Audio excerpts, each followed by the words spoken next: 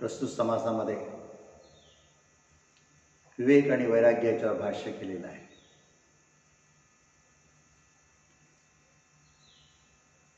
प्रपंच जसा परमार्थ तसा परमार्थामध्ये विवेक वैराग्य.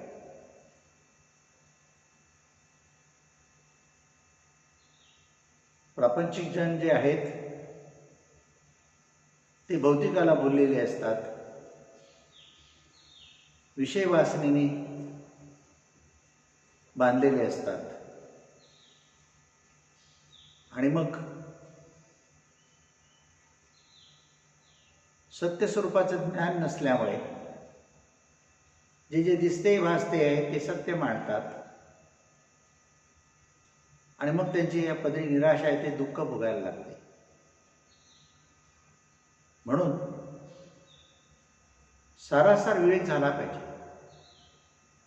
नित्य अनित्य कळले पाहिजे. आता सारासार विवेक झाला, नित्य अनित्य कळलं, तेवढ्याने भागत नाही. तर जी अनित्य आहे, असार आहे, नित्य आहे, त्याचा त्याग घडला पाहिजे. ती वैराग्य आहे. त्याग करणे म्हणजे सगळं सोडून कुठे जाणे असं नव्हे, तर ह्या विश्वामध्ये राहून विश्वातल्या ज्या गोष्टी मायावी आहेत त्यांच्यातलं तथ्य ओळखून विवेकाने जे गरजेचं आहे ते अंगीकारणे. किती पाहिजे त्याचा विवेक करणे आणि जी त्रासदायक आहे, क्लेशदायक आहे, हानिकारक आहे त्याचा त्याग करणे, त्याच्यापासून अलिप्त राहणे, त्याच्यापासून वेगळे राहणे. काही सोडून जायची गरज नाही, टाकून जायची गरज नाही. बायकोशी भांडण झालं तर म्हणतो सगळं सोडून जाणार, सारखा धमकावतो, सोडून जाणार, जंगलात जाणार. पूर्वीच्या काळी 100 वर्ष आयुष्य ठरवायचे. त्या 25 वर्षामध्ये गुरुगृही राहून शिक्षण घ्यायचं असायचं, पुढच्या 25 वर्षामध्ये प्रपंच करायचा असतो आणि मग पुढच्या 25 वर्षामध्ये वानप्रस्थ असतं, वनात जायचं आणि मग त्याच्या पुढचा संन्यास असतो. म्हणजे अशी विभागणी केलेली होती.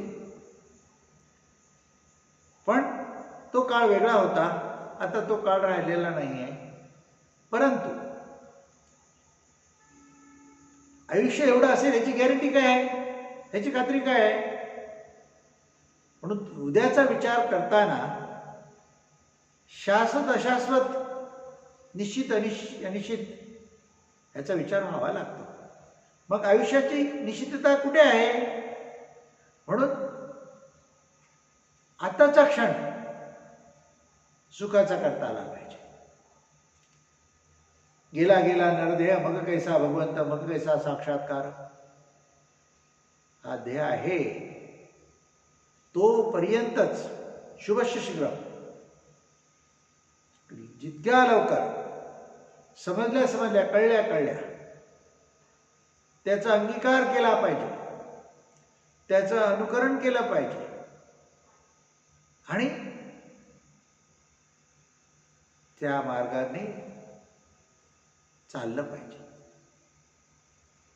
त्याच्यासाठी विवेक पाहिजे, वैराग्य पाहिजे. रामदास स्वामी म्हणतायत, मदभाग्य उदय असे आले परंतु भोगू नाही शकले,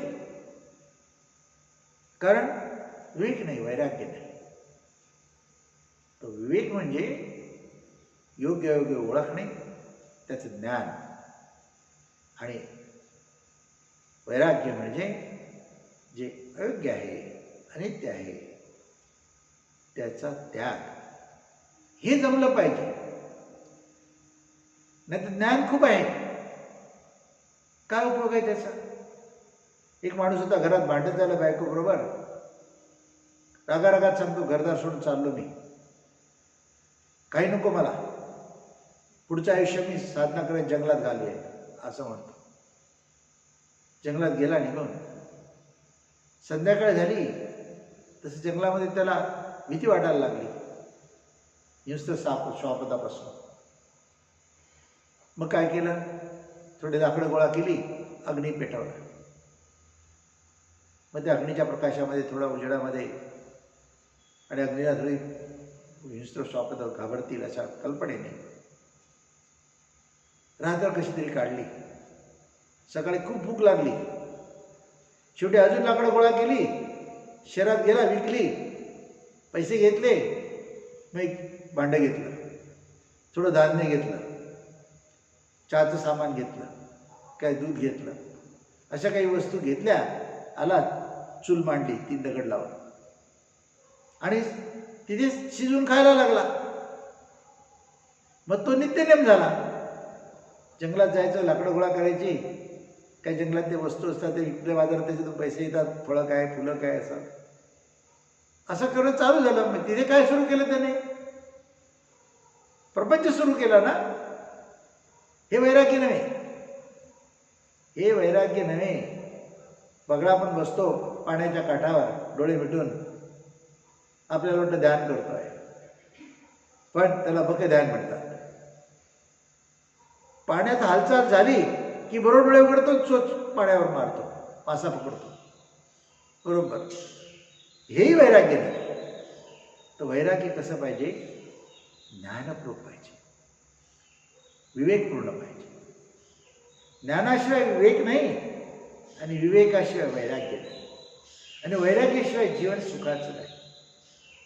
आणि म्हणून जर तुम्हाला तुमचं जीवन सुखाचं व्हायला पाहिजे असेल तर हे जगाचं ज्ञान पाहिजे, स्वतःच्या विषयीचं, स्वतःच्या देहाचं ज्ञान पाहिजे, आणि त्या परमात्म्याचं ज्ञान पाहिजे.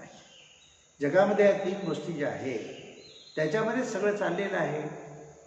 पण जर अभ्यास केला तर देह पंचमहाभूताचा, हे विश्व आहे ते पंचमहाभूताचं, तिथे 3 गुण आहेत, तिथेही 3 गुण आहेत. त्याला अष्टधा प्रकृती म्हणतात, त्याला अष्टधा प्रकृती म्हणतात. शास्त्रामध्ये पिंडी तेच ब्रह्मांडी, म्हणजे पिंड आणि ब्रह्मांड, जग आणि तुमचा देह दोन्ही एकच आहेत, वेगळे नाही आहेत. त्या देहाला चालवणारा तो आत्मा, आणि त्या विश्वाला चालवणारा अंतरात्मा, आत्मा अंतरात्मा दोन्ही एकच आहेत.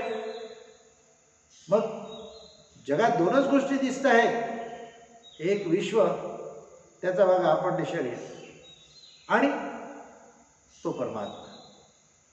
पण विश्व हे कसं आहे? अनित्य आहे,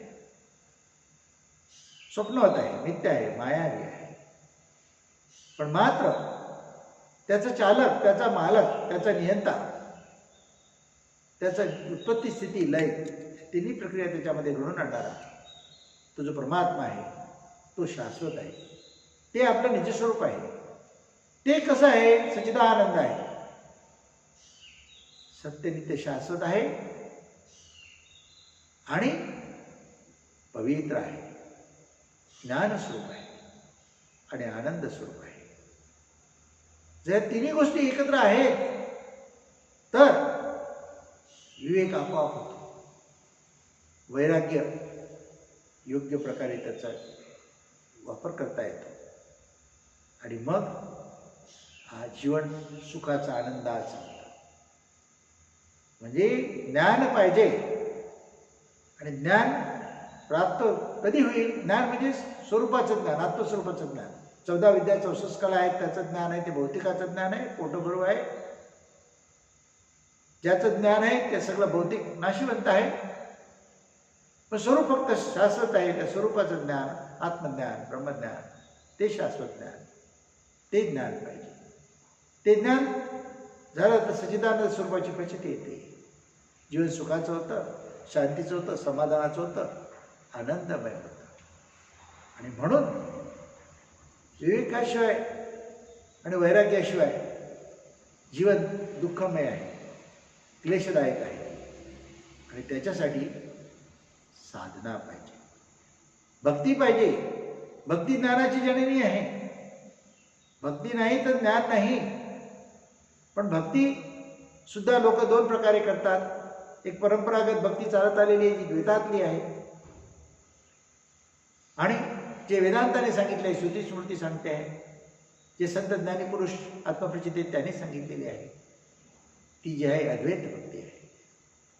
एक सगुणाविषयी बोलते, एक निर्गुणाविषयी बोलते. सगुण निर्गुण दोन्ही गोविंद, एक ही गोविंद आहे, दोन्ही एकच आहे, गोविंद रूप आहे, परमात्मा स्वरूप आहे. परंतु सगुण जे आहे ते दृश्य आहे, आकार स्वरूप आहे, नाशिवंत आहे. पण सगुणाला प्रकाशित करणारा, प्रकाशमान करणारा जे परमात्मा आहे, ज्ञान आहे, ते शाश्वत आहे. तो देवेश्वर आहे. तुमच्या आज जे चैतन्य स्वरूपाचा अनुभव तुम्ही घेता आहात, ती जाणीव, हाच देवेश्वर आहे आणि तो तुमच्या अंतरेवी स्थित आहे. त्याची ओळख जर व्हायला पाहिजे, प्रचिती यायला पाहिजे, तर अगोदर जे काही तुम्ही धरून ठेवलेलं आहे, मी देह आहे ही कल्पना, त्याचं ज्ञान झालं पाहिजे. ते मिथ्या आहे असं कळलं पाहिजे.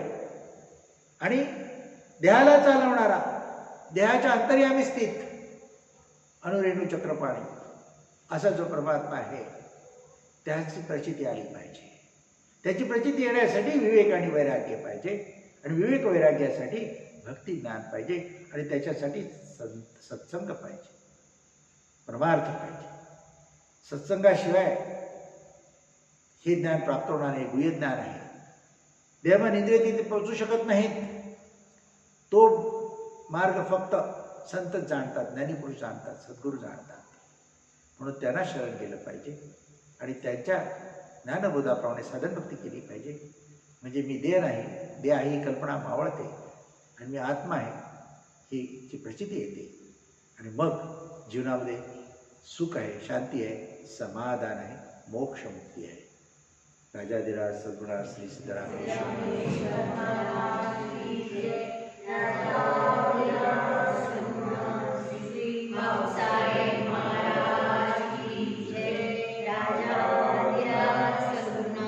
श्री निसर्गदत्त महाराज